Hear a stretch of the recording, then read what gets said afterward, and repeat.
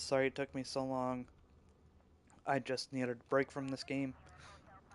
Um, like I said, where we would stop off at is, or where we would continue was the other missions plus a little bit more explanation with the outfitting. So let's get into the outfitting right now.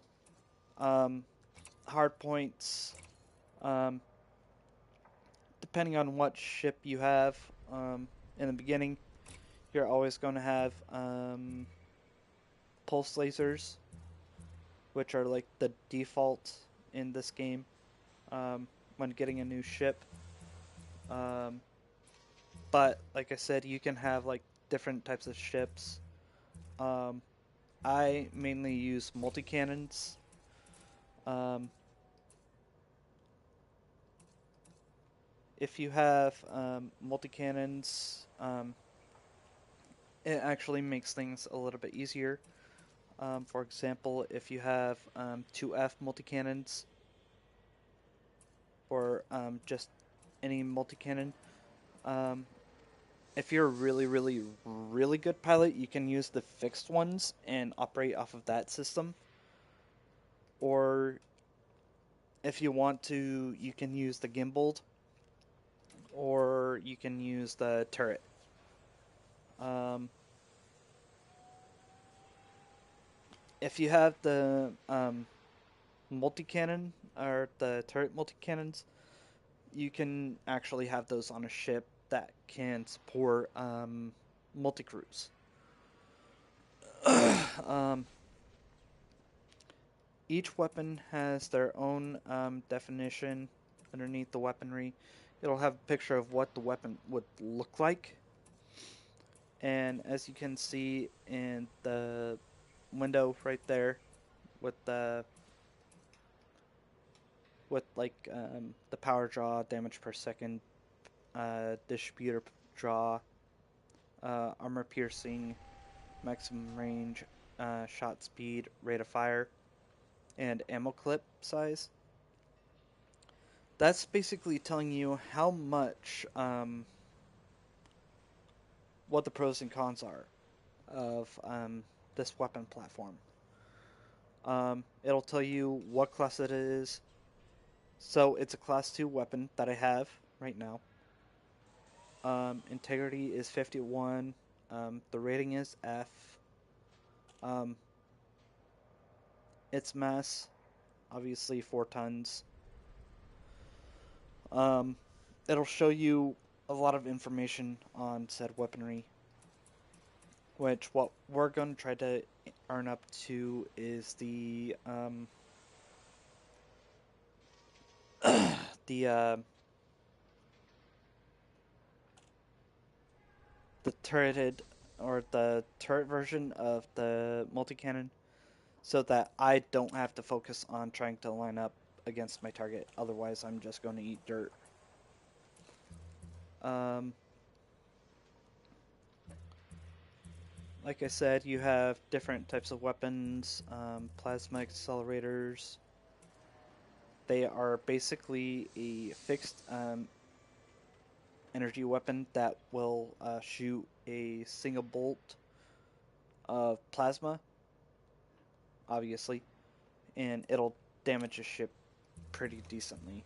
But like I said, if you can get one that's gimbaled, I don't know if they come gimbaled, but it would be a pretty cool concept to operate off of. Railguns, they're the same way. They're fixed position. Um, Torpedoes, you can have torpedoes. You can have seeking torpedoes, which are actually pretty decently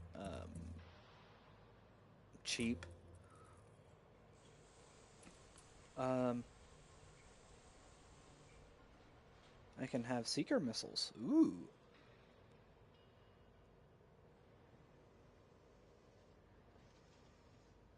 I did not know I had that much credits for seeker missiles.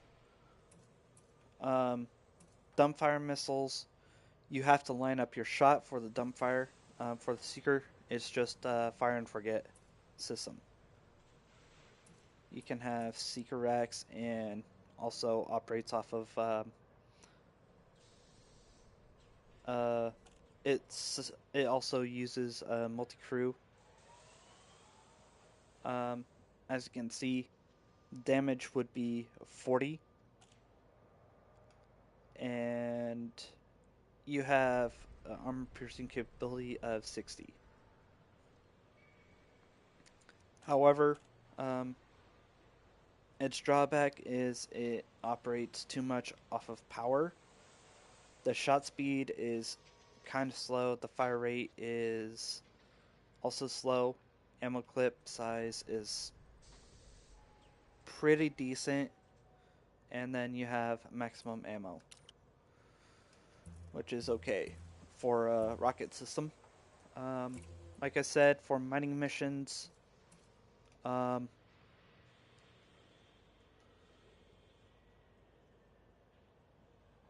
it doesn't do that much damage, as you can see here. What? Subsurface displacement missile? Ooh.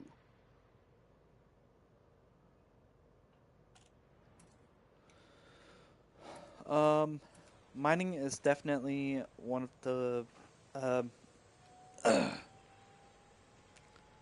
less fun things about this mission. And plus, I don't even know where I would go to get the certain materials. That's just something that you guys can pretty much play around with. Mines, I don't play around with mines. Proximity triggered. Uh,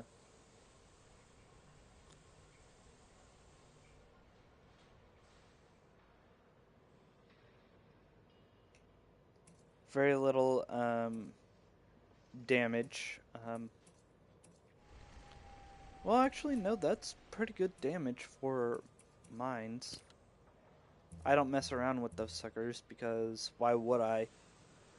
I mean, hardly any enemies get on my ass. Fragment cannons. Um, they're just basically a shotgun for ships. Cannons.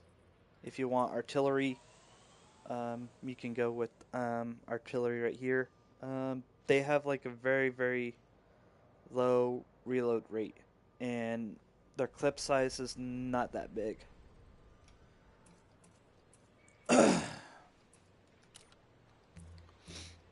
um, Burst lasers, they're kind of like the pulse lasers, but these burst lasers actually fire 3 shots in succession. So they can actually fire pretty damn fast. And they can cause some really significant amount of damage. Beam lasers, they're just like a continuous laser beam that you fire at ships. Um, Earlier, when I was doing that bounty hunting mission, when you saw the enforcement ships, the law enforcement ships, when they came in and started opening fire on my target, they were using the beam lasers. These guys do so much damage, it's not even funny. Which, that will be something that I will also work up to right now. I'm just kind of explaining a little bit more on our weaponry. Like I said, you can have more hard points depending on the ship that you're trying to get. Your core internal, obviously, you have bulkheads that you can basically get, which I never even thought about getting a bulkhead before. But if I need to, it would actually be pretty decent if I got a bulkhead that can actually resist a lot more damage.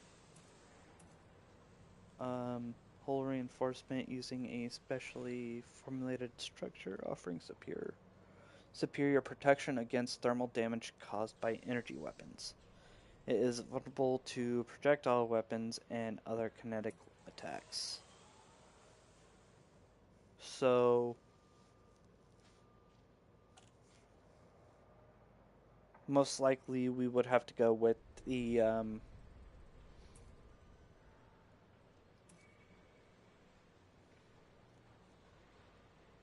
well, we don't really have much of a choice to go with anything, really. I mean, everything is like severely rated, but if I'm looking at the reactive surface composite bulkhead, that one's actually pretty good to use, except for going up against somebody that has thermals. Though last um, the last couple of enemies that I've fought against, they've always been using thermal weaponry. So that would be something that I would have to figure out. Which one would I want? Would I want to buy one or would I want to buy the other?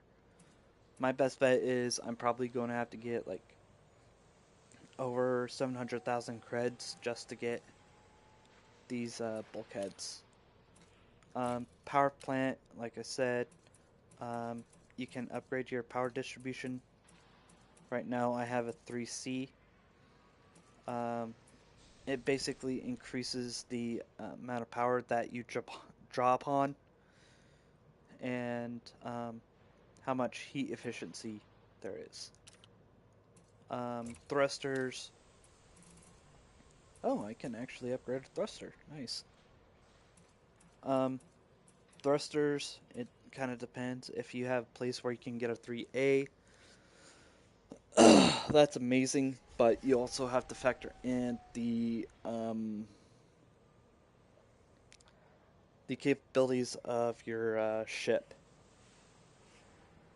So, like for my ship right now, currently it's based around combat, and I'd probably be playing a lot of combat-related missions.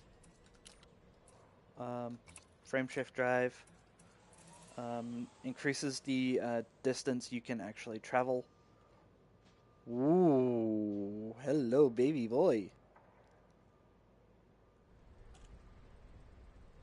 You know, I found me a frame shift drive that I legitimately, truly want now. Um, but like I said, it's going to cost me a lot of money to get up to. Um, life support systems, definitely a must. If your ship goes down, you can have emergency life support. Um,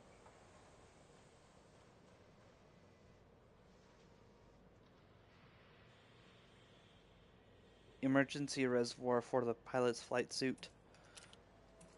Um, though I have encountered that sometimes the ship will say eject, eject, eject, which I'm thinking that there is a possibility of ejecting from the ship. I have no idea about that 100% though. Power distributors, you can control how much power is regulated to. You can actually. God. You can regulate how much power um, your ship, or you can distribute how much power you want to different parts of your ship. So, like for your engine, if you want to fully max out your engine, go for it. If you want to max out your weapon systems, go for it. If you want to max out your systems, go for it. It just basically is another way to boost your power, which we might actually have to think about getting that one. Sensors, basically, it provides basic detection, identification, and targeting capabilities. So that's also something to get to. Fuel tanks, not much to get in fuel tanks, obviously. And then Um, we'll move into our optional internals. Um, you're always going to have a shield generator, no matter what. So, shield generator, well, you can actually take a look at all these other different items. Um, surface scanners. Um, you can launch probes at planets to reveal important informations or important information on different things. Cargo, if you want to basically be a runner for any kind of cargo. Collection limpets, which I'm not 100% completely mastered at the limpet controls. I'm probably going to have to do a little bit more research on that. Introductors, if you are running a mission that you have to kill a deserter, you'd basically have to get like right up behind that ship, target their ship, and basically pull them out of hyperspace. Which I might actually show that to you guys if the need arises. Um, so flight assists are basically your advanced docking computer, super cruise, and standard docking computer. Um, you can have a fuel scoop, which basically allows you to get fuel if there is like no nearby starport or space station or surface planet or any surface any planetary stations. Fuel tanks to increase your fuel capacity for different distances. Again, limpets, I would have to use them a little bit more, figure out how they work.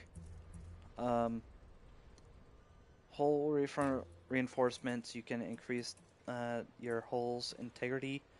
So basically, that would jump up to 1,000 if I were to buy one of the bulkheads. Module reinforcement just reinforces your modules to some degree. Passenger cabins, like I said, if you want to run passenger. Hello. If you want to. Sorry about this. I'll get to you in a minute. Um, if you want to run passenger missions or be like an airliner, you can actually get a passenger cabin and take somebody um, to their respective destination. Um, planetary vehicle hangars, you can actually have a rover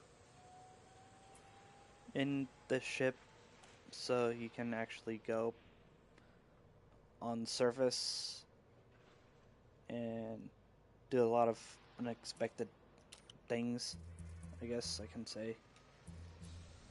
Shield cell banks, which basically are backup to,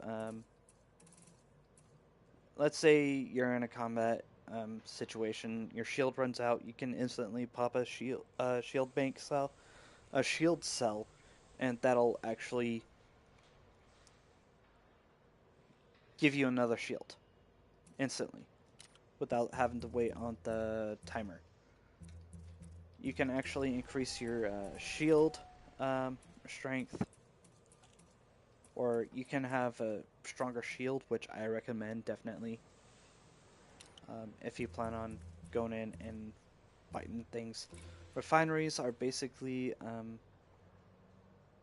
tools that you can use to refine um, different materials, and you can actually get money from this. All you would have to do is go to an area where you can mine stuff, get those materials, refine them, and then you can sell them at any of the markets on any of the stations. which I would not know how much they would provide, being that I don't mind. I actually like the higher payouts, which are basically like either delivery missions or um, bounty hunting missions. Anyway, um, last two are stored modules. So whatever module you buy will actually be stored, or whatever module you decide to keep because you're buying another one and you think you might need that one later, you can actually store that module into your stored modules so that you have that for later access, which is actually very, very beneficial because that will save you from having to buy things over and over and over again. I don't know if there's a limit cap. Yep, there's a limit cap. You can store up to 200 modules. So you can transfer them anywhere in the galaxy.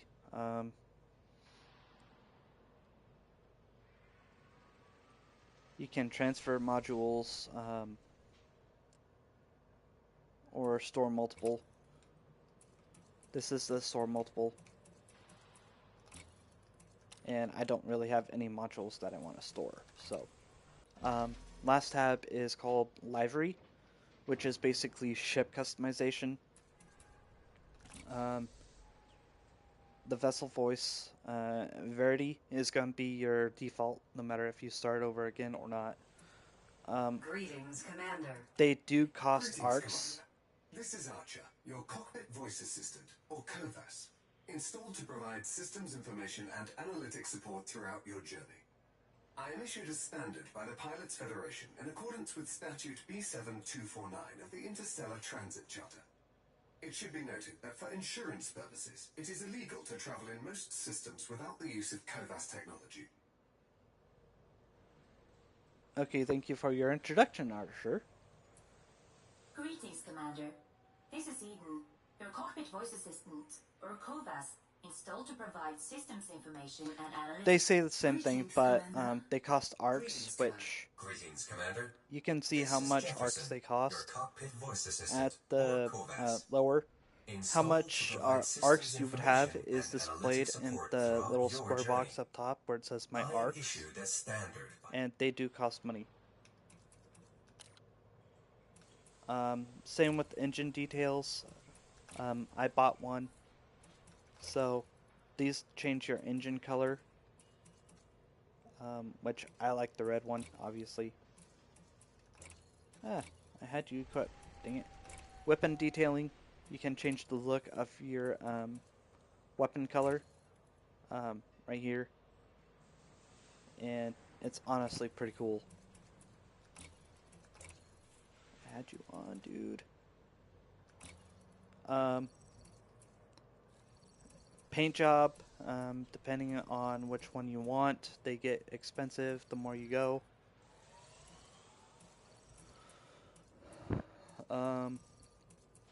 You can actually spend hours upon hours buying stuff in this game.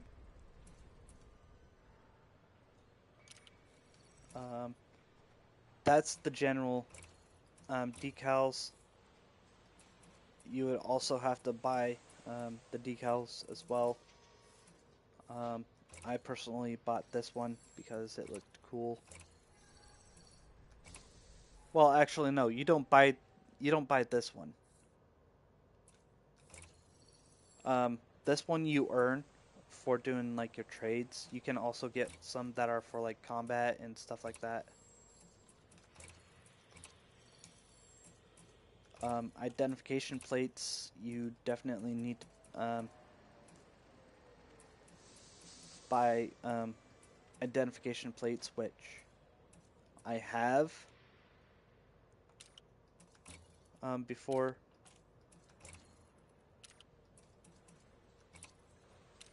But I'm just going to earn my arcs the natural way, which it definitely does give you the option to earn arcs, which is what I love about this game. With this game, you can earn arcs just by doing daily stuff. Um, yeah, I thought I had a lot of this stuff unlocked. Oh well.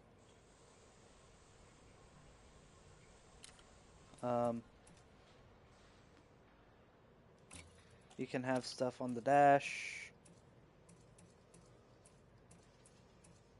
string lights, which a lot of these things actually look pretty cool. I've had these before,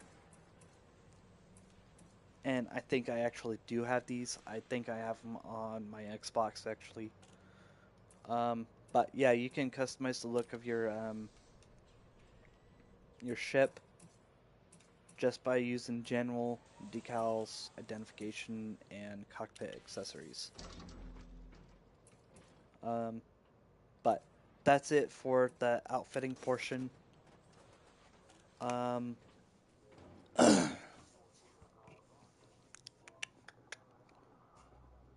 else was I gonna say? Or what else was I gonna do?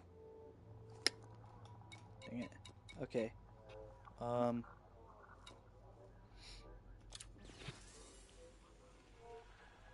I think that's pretty much it. I mean, unless I'm forgetting some, which I probably am not forgetting anything.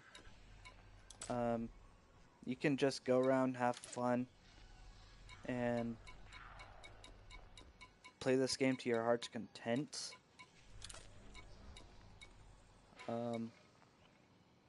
I don't know what else I have to explain for tutorials, but that's basically it, really. um,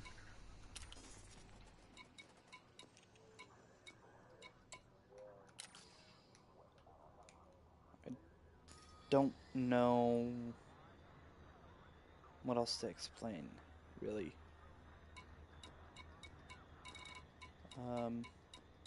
I guess I just need to wait on my friend to get back with me. He's been kind of dodging me lately, and I don't know why that is.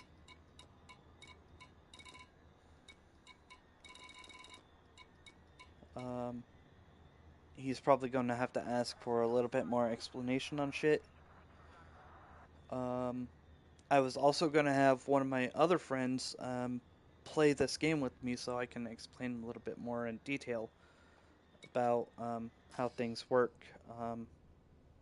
with basically doing missions with another friend and doing wing missions with what I mean by wing missions is you can actually do stuff with a wingman. Now, I don't know the exact number of players you can have in a game session, but I'm guessing you can have up to maybe 5 or so. I don't know, I would have to basically check to see how many people I can have in one session. But it's like really hard to find other people who play this game.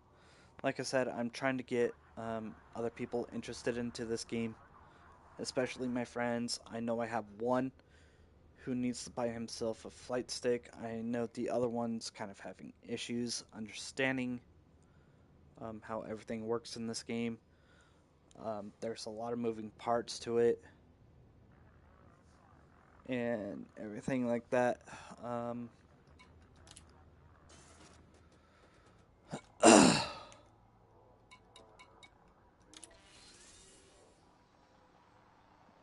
Hello, Marvel player.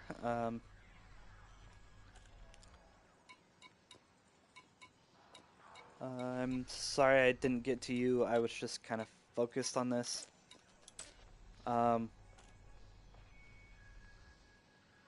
Have you ever played this game before? Because I know I've talked to another person who actually has. Um, they say that it was good to see people play it in the year 2024 when the game was practically dead.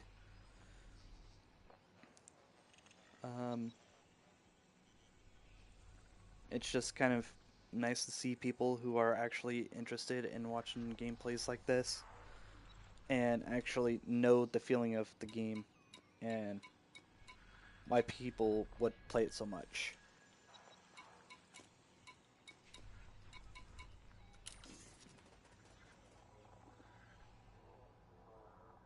Actually, you know what? Let me,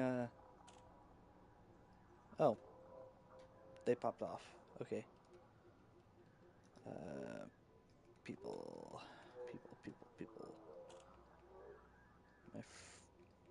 One of my friends is on now. Okay. Let me see if I can't get him in here.